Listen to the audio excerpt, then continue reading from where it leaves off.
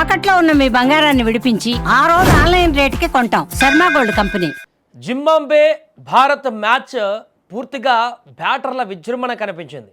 గెలవవలసినటువంటి కీలక మ్యాచ్లో టీమిండియా బ్యాట్స్మెన్లు ప్రతి ఒక్కరు కూడా తమ బాధ్యత ఏంటనేది గుర్తు చేసుకున్నట్టు కనపడింది.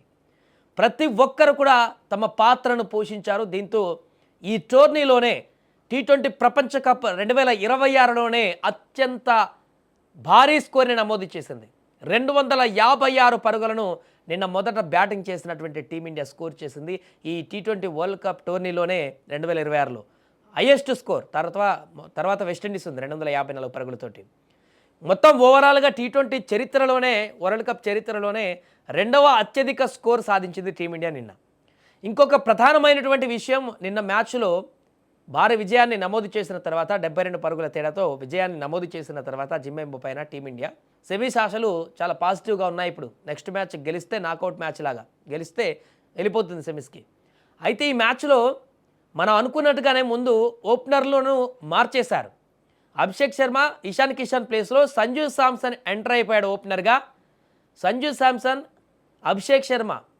ఈరోజు నిన్న మ్యాచ్లో అభిషేక్ శర్మ కూడా ఫామ్లోకి రావడం అత్యంత చాలా ఇంపార్టెంట్ అయినటువంటి టాపిక్గా చెప్పుకోవచ్చు. వరుసగా మ్యాచ్ల్లో గత 4 మ్యాచ్ల్లో విఫలమవుతూ వస్తున్నటువంటి అభిషేక్ శర్మ నిన్న మ్యాచ్లో హాఫ్ సెంచరీ చేసి తన బ్యాటింగ్ ప్రతాపం ఏంటో మరొకసారి చూపించాడు. దీంతో కంబ్యాక్ ఇచ్చినటువంటి అభిషేక్ శర్మ ఇక నెక్స్ట్ మ్యాచ్ల్లో విజృంభించడమే ఖాయమంటూ కూడా చెప్తున్నారు. అయితే అభిషేక్ శర్మతో పాటు సంజు శాంసన్ భారీ స్కోర్ చేయకపోయినా కానీ సంజు శాంసన్ పాత్ర ఏంటనేది చాలా క్లియర్గా నిన్న కనపడింది.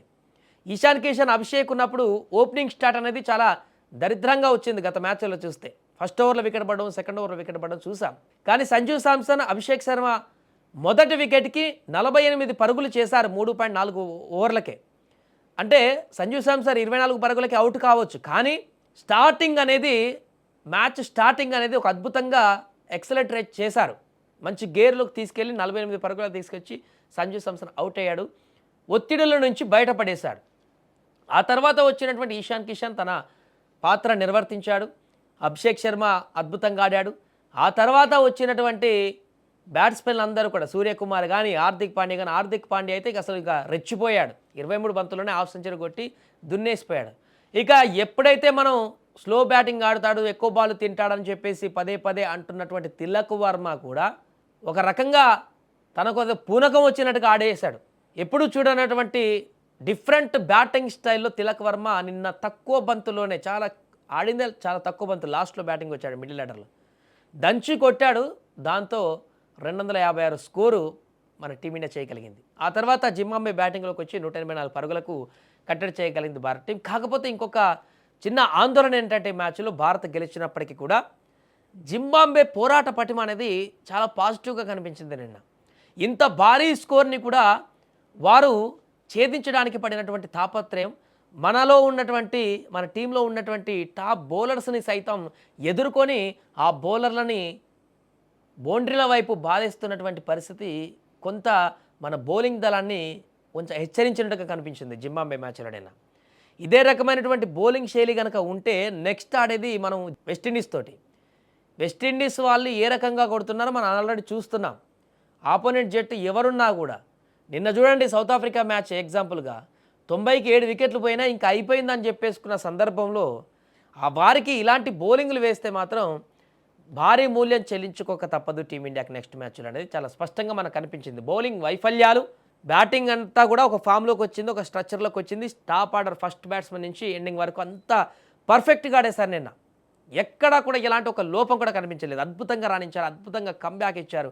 బ్యాటింగ్ లైనప్ అంతా కూడా చాలా అద్భుతంగా కనిపించింది నిన్న. ఇదే లైనప్ కొనసాగితే ఇంకా అసలు మనకు తిరిగే లేదు మొత్తం ఫైనల్ వరకు కూడా. కానీ ఇక్కడ హెచ్చరించేది ఒక బౌలింగ్ దళాన్నే.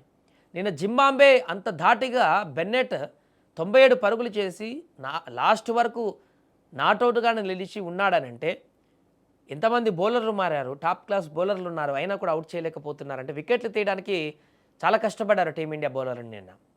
ఇది కొంత హెచ్చరికగా మారింది టీమిండియా బౌలింగ్ దళానికి. నెక్స్ట్ మ్యాచ్ కనుక ఇది రెక్టిఫై చేసుకోకపోతే ఇబ్బందికరమైనటువంటి పరిస్థితులు ఎదురవ్వడం ఖాయంగా కనిపిస్తుంది. ఏదేమైనా కూడా కీలకమైనటువంటి మ్యాచ్లో జింబాబ్వే పైన ఒక అద్భుతమైనటువంటి విజయాన్ని సాధించినటువంటి టీమిండియా సెమీస్ ఆశలని మరింత పాజిటివ్ వైపు తీసుకువెళ్ళింది. ఇక ఎలాంటి నెట్ రన్ రేట్తో పని లేదు, ఎలాంటి ఇబ్బంది లేదు. వెస్టిండీస్తో జరిగేటువంటి మ్యాచ్లో టీమిండియా గెలిస్తే సరిపోతుంది, సెమీస్కి వెళ్ళిపోతుంది. వెస్టిండీస్తో కనుక ఓడిపోయిందా ఇక ఇంటికి పోతుంది. ఎలాంటి నెట్ రన్ రేట్ కానీ ఎలాంటి పాయింట్స్ కూడా సంబంధం లేదు. ఇన్ కేస్ ఈ మ్యాచ్లో వర్షం పడి మొత్తం మ్యాచ్ రద్దయిందా, అలా కూడా భారత్కి నష్టం ఉన్నటువంటి పరిస్థితి ఏర్పడింది. నిన్న జింబాబ్వే మీద అంత పరుగులు జింబాబ్వేని ఇంకా కొట్టనివ్వకుండా 150 లోపు ప్యాక్ చేస్తే ఈ బాధ ఉండకపోయేది. నెట్ రన్ రేట్ ఇంకా వెస్టిండీస్ కంటే మెరుగ్గా ఉండేది.